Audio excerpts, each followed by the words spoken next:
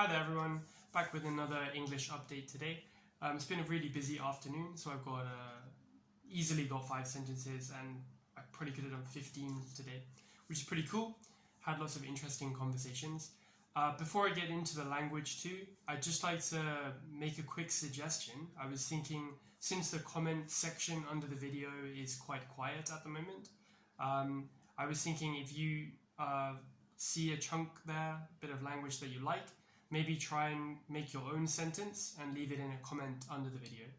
So if you do leave a comment, then I'll get a notification on my email and I'll come back and have a look at the sentences you guys have made. I can maybe give you some suggestions, or if there's a really nice sentence, I can probably pin it at the top so that people will be able to see your sentence. So if anyone would like to make their own sentence, then leave it in a comment under the video.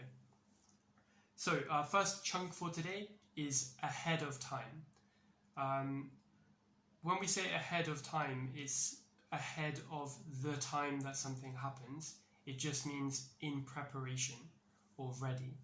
So you might pack your luggage ahead of time the day before you're going to go to the airport, or hopefully you do. You could also prepare a speech ahead of time. Maybe you know you've got a speech you're going to deliver next month, but you're going to be busy in a few weeks. So you might prepare it now, very early, ahead of time, so that you don't have to deal with that stress later on. That's ahead of time. Number 2 is a kind of a grammar structure. It's comma, unfortunately, comma, and it's normally used before you give a reason for something bad happening. And it came up in an article that a student brought to class today. So let me give you an example that will help. That's why, unfortunately, we've had to cancel your class. Or that's why, unfortunately, you're going to have to pay back all of that money that you borrowed. That's why, unfortunately, we are going to have to remove you from the course. So the student today asked me, why is there this comma, unfortunately, comma? What does it mean? So the reason we put it in there is because if you don't say it, then you don't sound like a very nice person. That's why we've cancelled your flight. Something like that. It's not really very nice. So when you say unfortunately, you're trying to show a bit of sympathy. I understand that you're not going to like this. I understand it's not good news for you. That's why, unfortunately, kind of like sorry, but we've had to cancel your flight. Number 3 is just a single word, which doesn't come up very often at all. That's why I included it. It is smudge. So if you're writing and someone jogs you and knocks you and makes you makes your pen slide across the paper, your hand might smudge across the ink. So when you smudge your writing, you don't get your nice neat letter formation, but you get part of the letter and then a big mess next to it.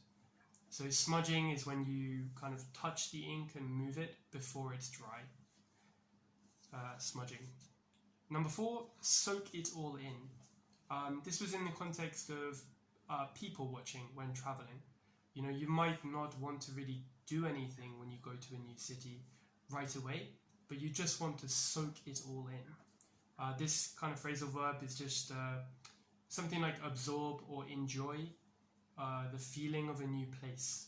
So when you go into an art gallery, you might just want to soak all of the sort of atmosphere and ambience, soak it all in. In particular, when you go somewhere new or get a new experience, you want to kind of take in as much as you can from it. Number 5 is a verb, to plateau. Lots of people might know that a plateau in the learning curve is when your learning curve goes flat, but you might not know that you can use it as a verb too. So some example sentences would be, I've been studying French every day for the last few weeks, but I've really plateaued at around the B1 level. I just can't seem to improve.